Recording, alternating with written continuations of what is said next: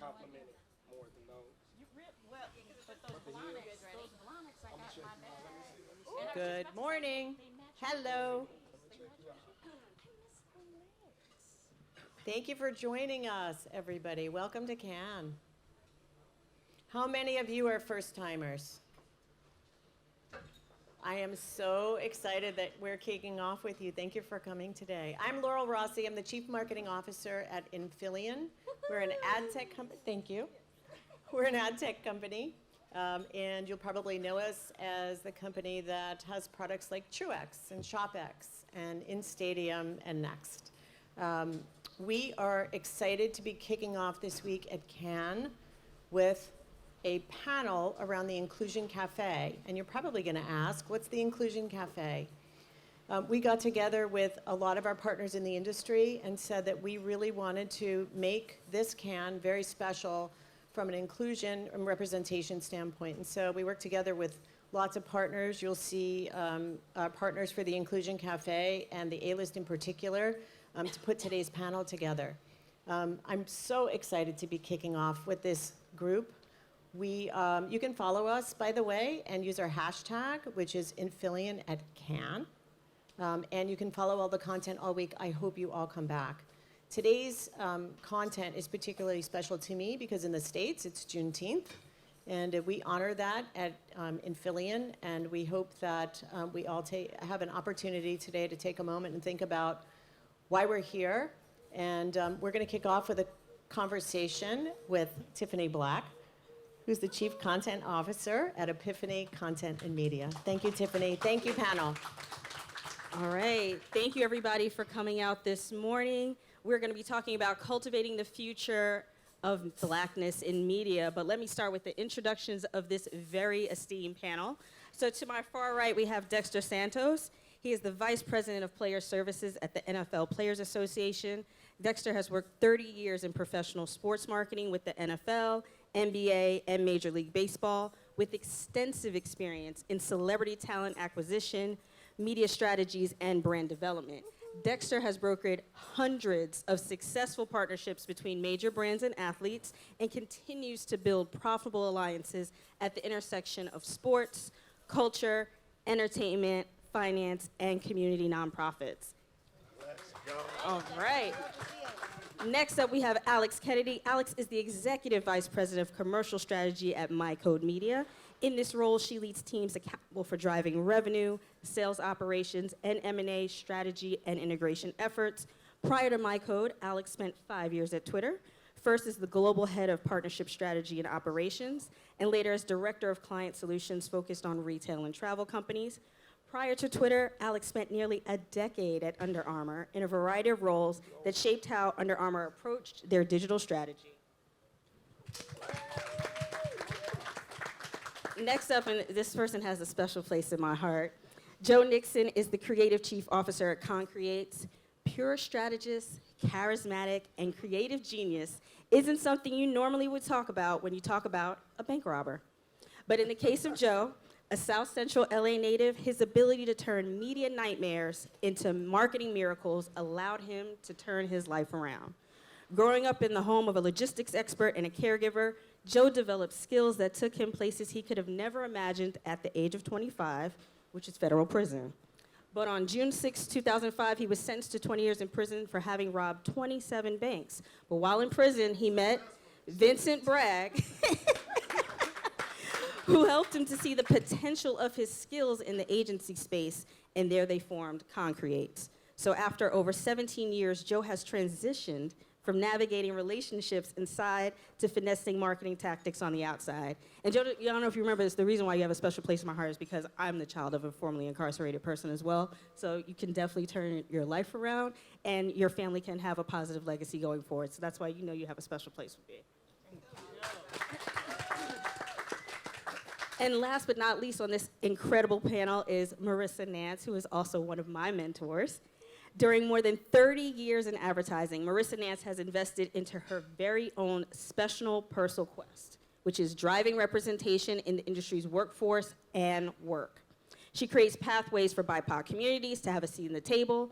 In 2019, she left a 30-year career at Omnicom, where she was one of the first Black female managing directors to launch the first and only minority and female certified media agency, Native Tongue Communications.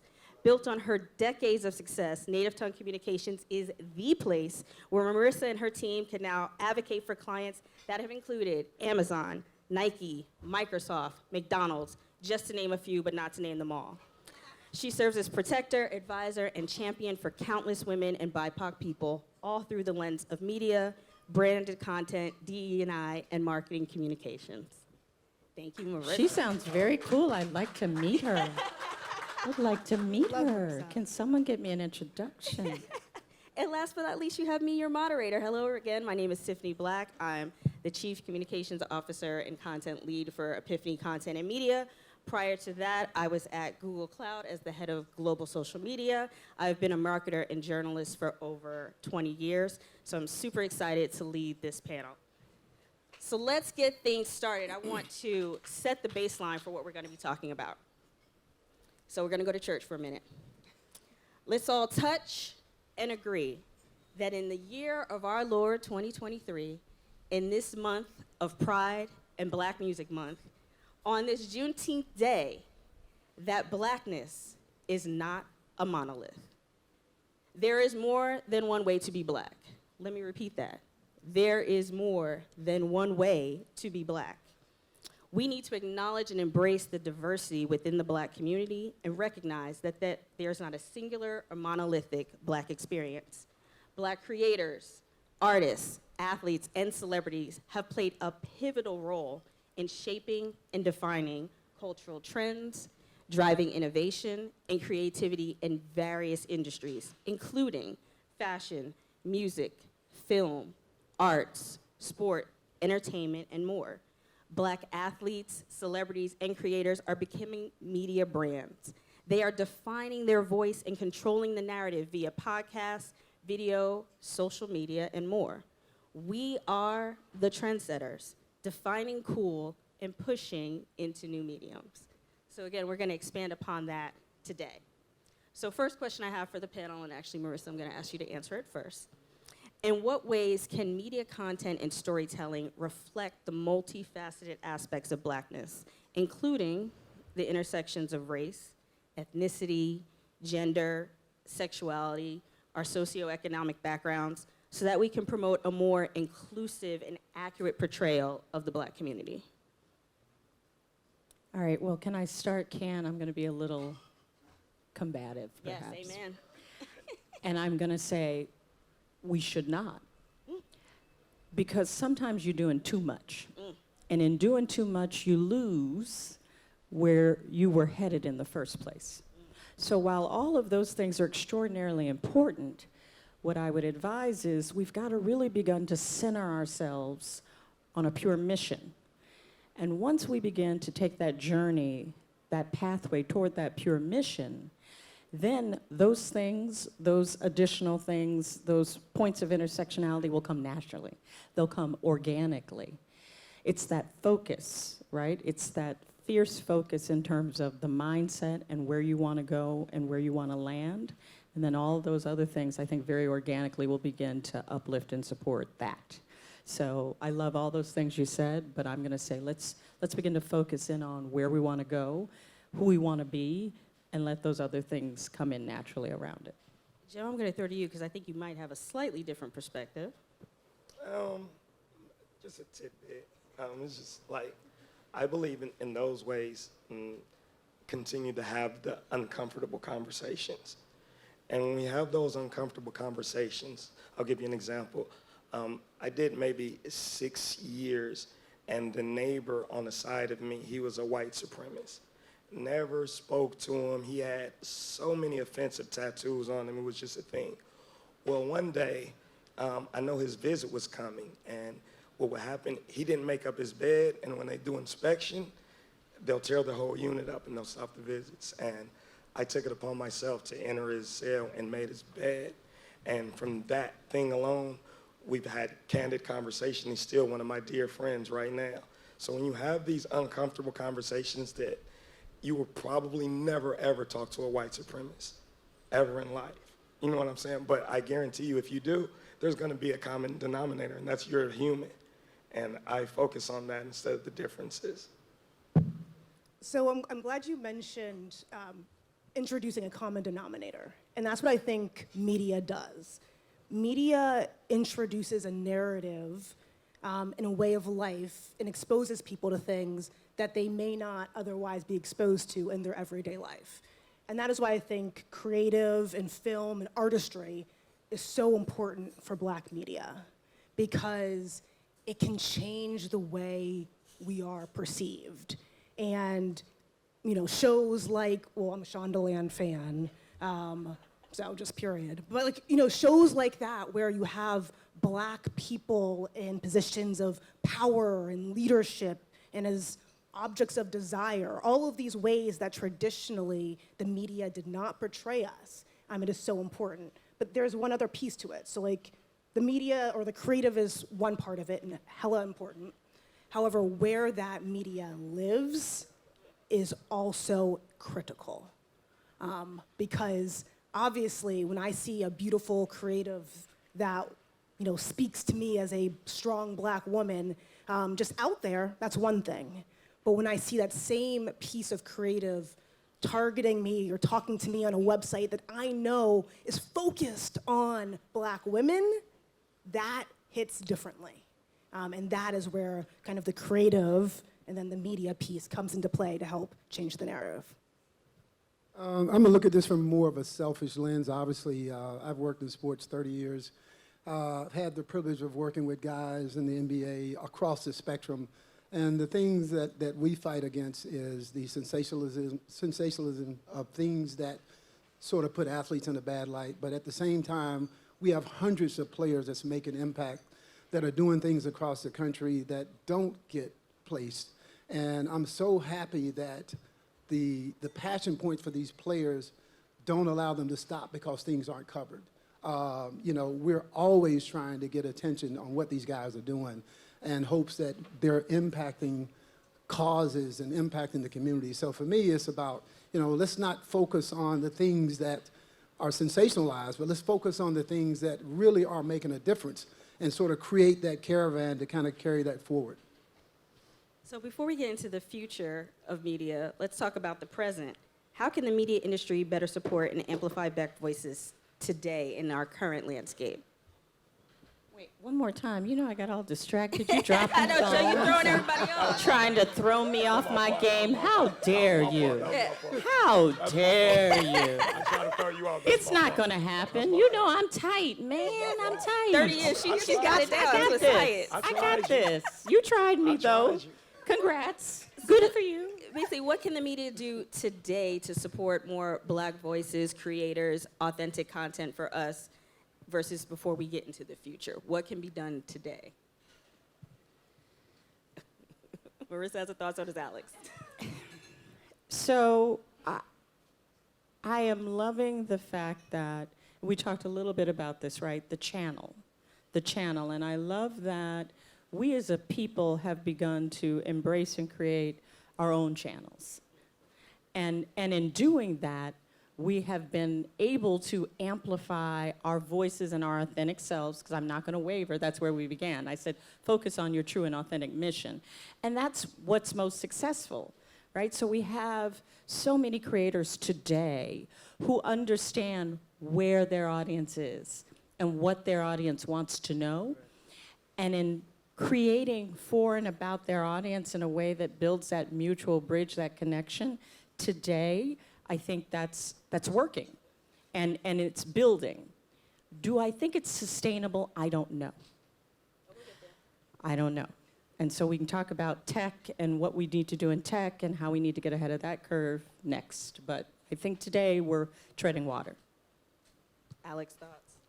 So how can we support today? The media industry can put money into the Black ecosystem. That's how they can support. So what does that mean? That means, one, hire us. Hire us to build teams, lead teams, build creative content, work with multicultural focused people and have diverse teams. So that's one. And pay us when you do that. just for the record, very, very clear. Pay us well. Two, reach us, talk to us, proactively make attempts to connect, because that, by putting money into that ecosystem, that is the way today you can make a real impact. And let's be very clear, the media industry has a lot of money to place a lot of places. Absolutely. Absolutely.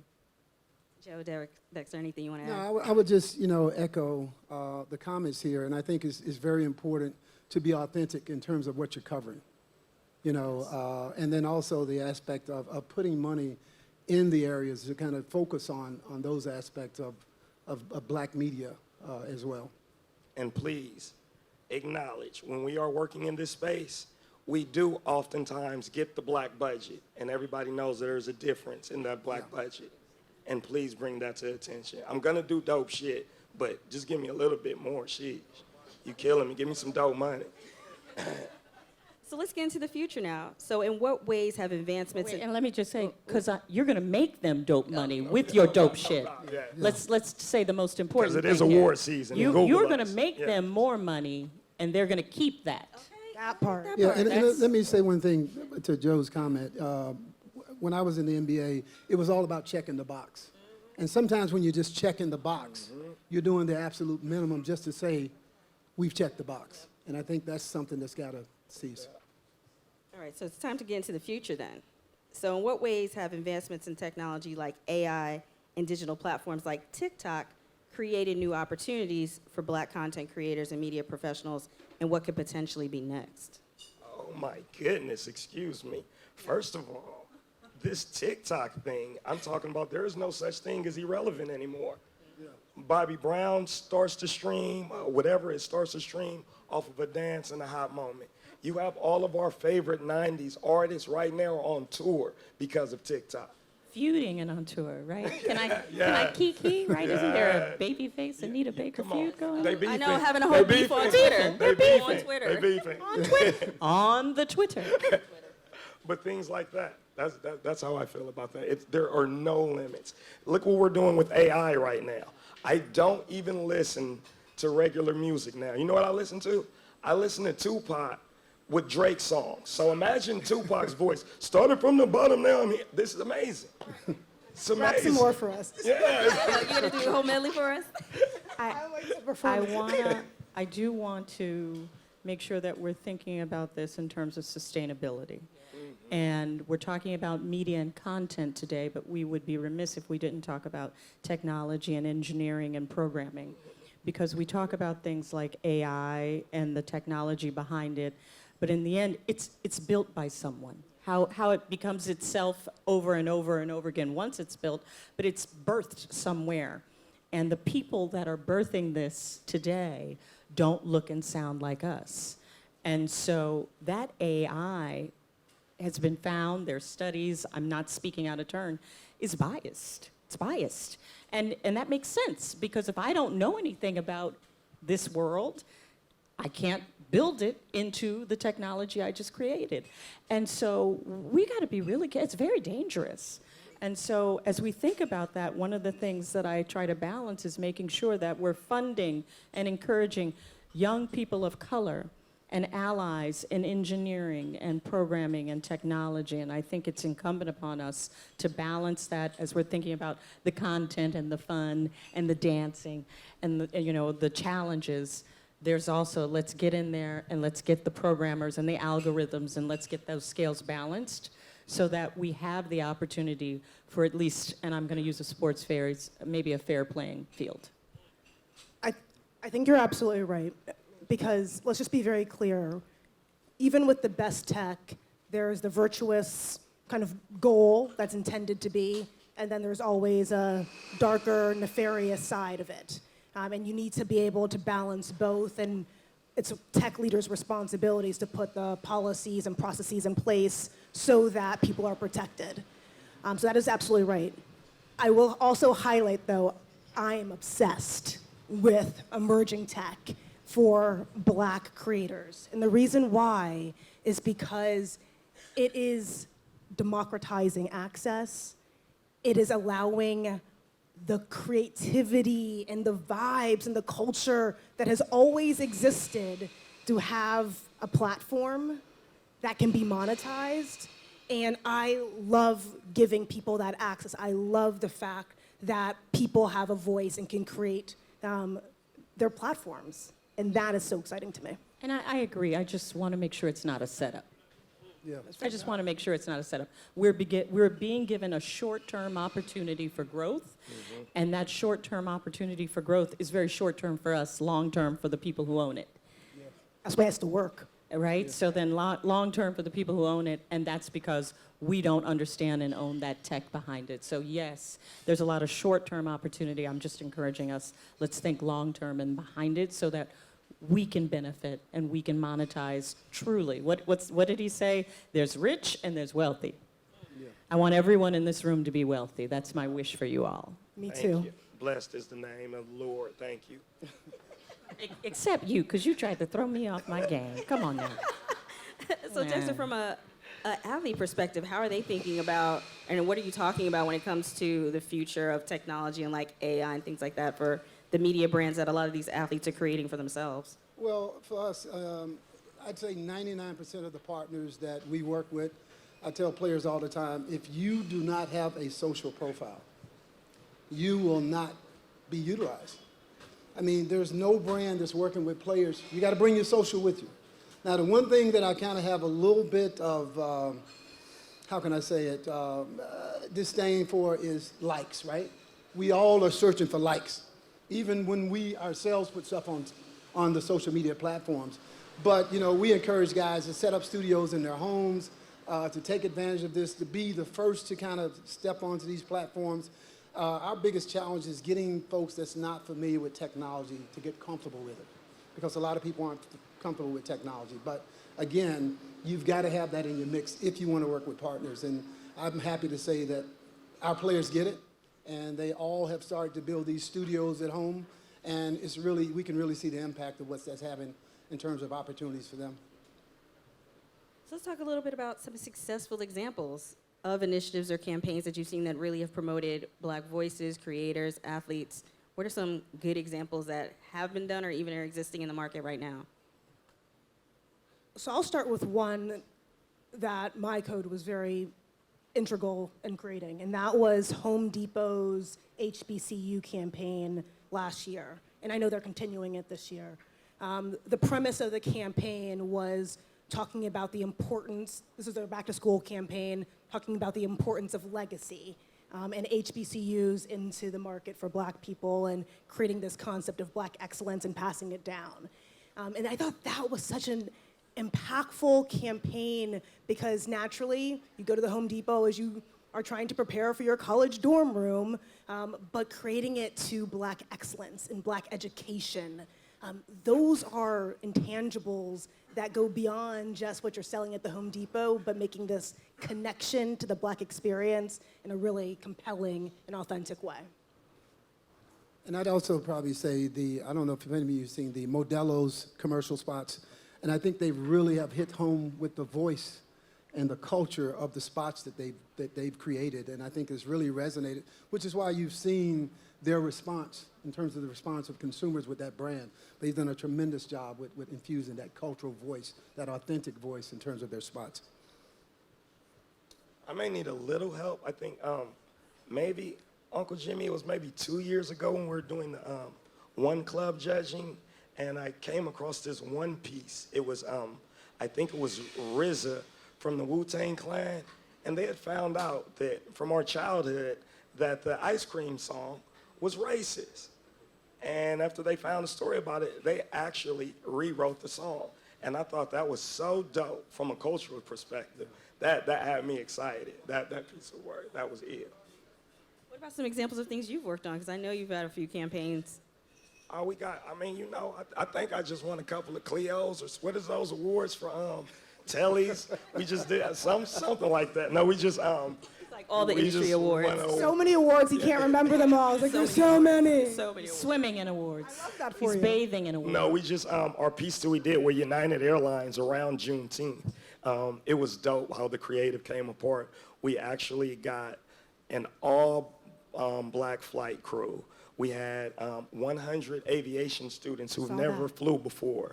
And we had Miss Opal Lee. And if you guys don't know Miss Opal Lee, she's a 95-year-old woman who walked 2 miles every year to garner 1.5 million signatures to make Juneteenth a national holiday. And we highlighted her in that piece, and it was amazing. It felt good. That's great. You know, I'll bring up two, and the Gemini in me says it's great to talk about the piece, but we've got to balance that with the results. So let's talk about one, the Crown Act and Dove. If you're not familiar with it, it literally is saying that people of color are traumatized and stigmatized in the workplace because of our hair. So you can see my long, straight, flowing locks. I would blend in. I'm being funny, or not. But this is hair that I carry with me, and it garners a response and an engagement wherever I go still, and it's 2023.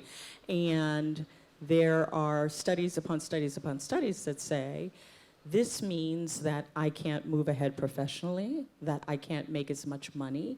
There are literal roadblocks created in my life because of my hair. And Dove chose to combat that. And the Crown Act is now a law. So when we talk about results, they're creating law. And that goes back to where we started, right? How do we create the long game? What's the long game here? And then selfishly, I will give one example of the work we're doing. I'm doing some work now. Snoopy is my client. And Franklin Armstrong, specifically that one lone black nut, Franklin Armstrong.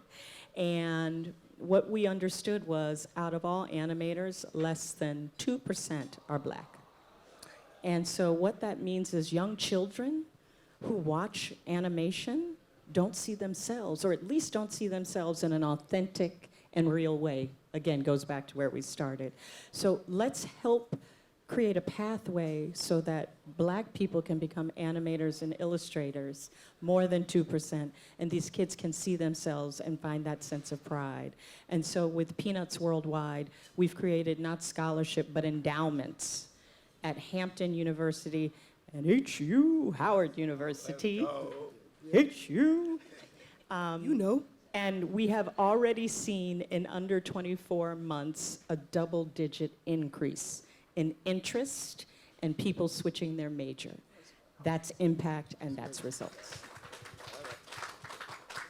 So we talked about the present. Let's go back to the future. What can black content creators do to continue to evolve and stay relevant as these technologies and media platforms change?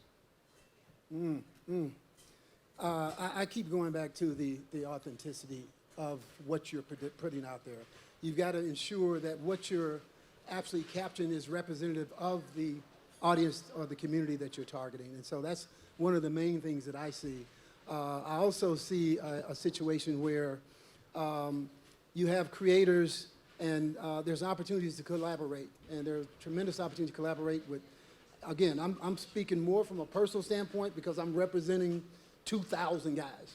So my job here at this entire conference is to talk about how do I get these players, of which 58% are African American, out in mainstream America to kind of see what they're doing and what they're doing to impact.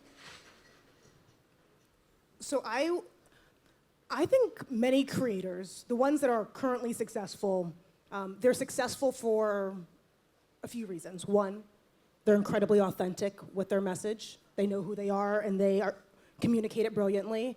They're on trend, they have a deep understanding of their audience, and they are willing to pivot constantly to stay abreast. Now, I would like to pivot this question slightly to, and just for the record, I think brands can learn a lot from creators in doing all of those things well. But here's the key. You can't keep doing that thing well. You can't turn your side hustle into your full-time situation as a creator if you're not getting paid. So let's talk about how to get paid as a creator. And the key to getting paid as a creator, one, you absolutely have to have that social profile that you were talking about. But you also need to know how to navigate the system. You need to understand how to harness your craft in a way that it can work with brands. You need to understand who to talk to so that you could be potentially put on that brand campaign. For any creator who might be in the audience, there's Vicky right here in the white. She's the type of person that you need to talk to who are constantly hiring creators for campaigns. You need to make sure that you understand how the system works, how the timelines work, how the creative approvals process work, build a team around you to support you, so again, you really can capture the dollars in the market. So should they remain independent, or is it about finding agencies that can support them, or even starting our own networks? I think it's an all of the above situation. I think it depends on who you are and where you start in your career. I will highlight, just because of our earlier conversation, you need good counsel around you. We all do. And I think, and that's one of the beautiful things about the social platforms that drives connection. Like, ask for advice. Make sure that you are being paid fairly, or is this a good contract, or is it okay to say no to things like this? Like, you don't know what you don't know, and part of building your brand and your business is surrounding yourself with the right tribe that can lift you up and protect you, and protect your blind side, just because it's a sports reference. I got your blind side. I got you. You can turn that way. I got you on this side. Okay? See how you did that? That was flop. And I'd also say you also have to be willing to take a chance. We recently launched an event last year that was semi-successful. We came back to the same event, and I'll talk about it a little bit later.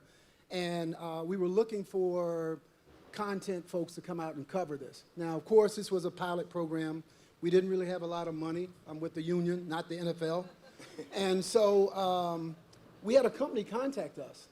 And they said, look, can we come down and capture content? We will give you the content. We just want the connection. This group sent me 6 videographers, 2 producers. We paid zero. We paid for their expenses. They gave me 70 hours of content. But you know what that led to? Introductions to them. A lot of introductions. So yes, while the expense was high on the front end, the payoff on the back end was tremendous. And so I think from the creator side, you gotta be willing to know how to take chances, who to work with, those types of things. I was going to say, you don't know what you don't know. And my response was going to be education. And so reaching out and taking a responsibility, those people here in this room, on this stage, and understanding. I mean, I'm going to shout out Sheila Marmon there and Mira Digital, because Native Tongue is the first and only minority and female-owned media agency, and Mira Digital, first and only minority and female-owned digital creator network and creator network, and we're talking about that now. And Sheila and I don't know, she's going to kick me because I say things too early, but are doing exactly that, because we are of and from the community and we understand the community, we're able to step forward and create for these creators an ability to come in for a day or two and really go through the paces. And it's not just the content, it's the programming, it's the legal, it's the marketing, it's really everything, so that they leave with an understanding of how to be better, and again, that long game, not the short game, the long game. So we're doing that kind of thing, and we're really proud of it. And so I shout out Sheila and what she does then. Yes. So I'm going to ask one more question, but if anybody has questions, please pull them together, because I want questions from the audience as well. So my last question for the group is, what's next for each of you? Like, what are you working on that is striving towards expanding our reach in Blackness in media? I'm chasing Uncle Jimmy Smith. I want to be in the Hall of Fame, Advertising Hall of Fame, the Nobel Peace Prize, and that's it. That's not much. That ain't much. For me, again, I was talking a little bit earlier. We explored launching a player-centric initiative. I'll give you the story real quickly. I had the privilege of taking a bunch of guys on Celebrity Feud. And you can get a lot from conversations. And we had one of our players on Celebrity Feud, and I said, hey, man, what are you doing in the offseason? He said, well, I coach this 7v7 team. All 15 of my players got D1 scholarships. I said, get the hell out of here. 15? Everybody? D1? He said, yes. So the next day I came to the set, and I told this player, I said, hey, DeMario, I was talking to Lamar Jackson, and he told me he saw that team you had. He said, you don't understand how any of those guys got a scholarship. He said, what? He said that. I said, yeah, matter of fact, he told me to tell you anytime you want to come to Florida, bring it on. He said, oh, it's on. It's on. I'm coming to Florida. It's on. So anyway, what I saw was the level of passion. So I went back to the organization, and sometimes, you know, when you work for an organization, sometimes things get shot down, sometimes don't. My best way to get things through, I'm a pilot. This is a pilot program, it's pilot. So we went back the first year, and I went to Lamar, I said, hey, we want to create this 7v7 player-centric event. The reason we want to make it different is that in order to put a team in, you have to be coached by a player, mentored by a player, or sponsored by a player. There's no other league that exists like this. So we put the league together the first year. Lamar was on board. A month out, we secured 15 fields. We had 0 teams and 0 players a month out. We ended up doing the event. We had 36 players and 40 teams that came out the first year. Got some steam, went back to the organization, said, I think I'm on to something. Let's go ahead full steam with this. They gave me the green light to do it. We did it this year. We go back to Tampa. This year we had over 100 teams participate. We had over 40 players that took teams from all over the country, spent 3 or 4 days with these kids, came down, they did this event. We're looking at expanding that to Vegas. Now, what's so important about this, it's not just about football. These guys are spending entire weeks with these kids. They're working with them before they come down. There's fellowship, there's mentorship. They're seeing players as father figures. They're seeing players as coaches. And so that's been one of my passion projects. And so we're expanding to the West Coast. We're going to have a championship series, and it's been something that's really, really taken off. And so I'm really, really excited to be a part of something like that. That's dope. Yes. That's dope. Thank you. Amazing. So my future, actually, I want to say it's my now. So today, I have the privilege of working for a company that's literally doing what we've been talking about. That is hiring and investing in Black creative and media to drive, Nancy, to your point, results for brands. And so that is what I want to continue to do. I want to continue to help educate brands around the impact of this work. I want to continue to help find and invest on the next best content creatives and creative agencies that may be Black focused, and getting them more jobs working with us. And I want to continue to invest in the Black publishers who we already are talking to, but continue to funnel resources to them so they can make more amazing content to create this fabulous ecosystem. I'm doing it today, I want to do it tomorrow, and the next day after that. I'm going to piggyback that. I think the big difference, but not just Black focused, but for the work I'm doing is Black equity, again, the long term. So Black focus is one thing, but if we're being monetized on versus monetized with, I have a significant issue. So that's why Mirror Digital and Native Tongue are launching the BIPOC Creators Wealth Academy so that we can teach all of the important assets and elements of what it takes to create wealth and keep wealth and build wealth. That's what's important. I can get up, even grandma can get up and do a song and dance and get on the TikTok. That's one thing. But how do I monetize it? And how do I learn how to keep that dollar versus spend it as soon as I see that first handbag I want? Because I have a weakness for handbags, I'm just gonna tell you. So that's what we're working to do. Create wealth, keep wealth, grow wealth. So, Joe, I know you're going to win all the awards, but Any projects coming up that you can talk about? That I can. I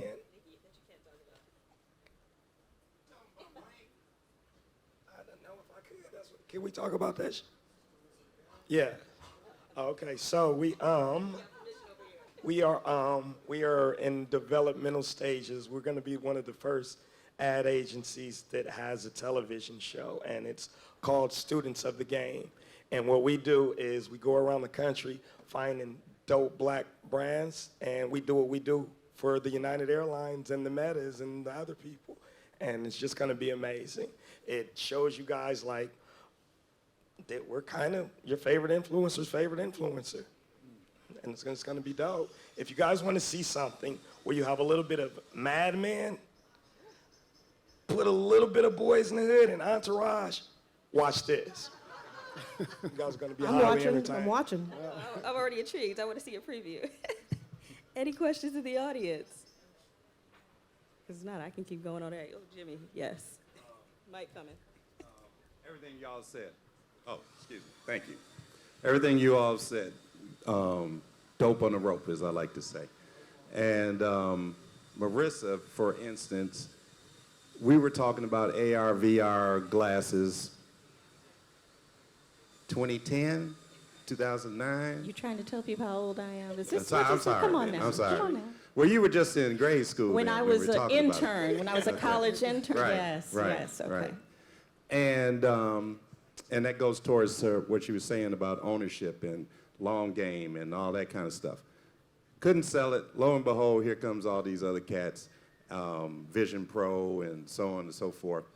And so my question is this. Everything y'all said is right, but it's hard to get white folks to understand because they just don't understand. They understand. Wait, hold on Well, now. no, let me Hold on. ask Okay. them. All right, I'm sorry, Jim. I'm sorry. I don't think they get it, but that'll be too long of a segue. But the black folks in these positions on the brand side do understand it, do get it, and understand it. Why aren't they more supportive? All right, I'm going to say, I think everybody gets it. It's just a matter of how they react. When you and I were talking, they all got it. It's just a matter of how they react. And it's also a matter of who's the gatekeeper. And so that goes back to the original conversation of opening doors and pathways so we can continue to climb.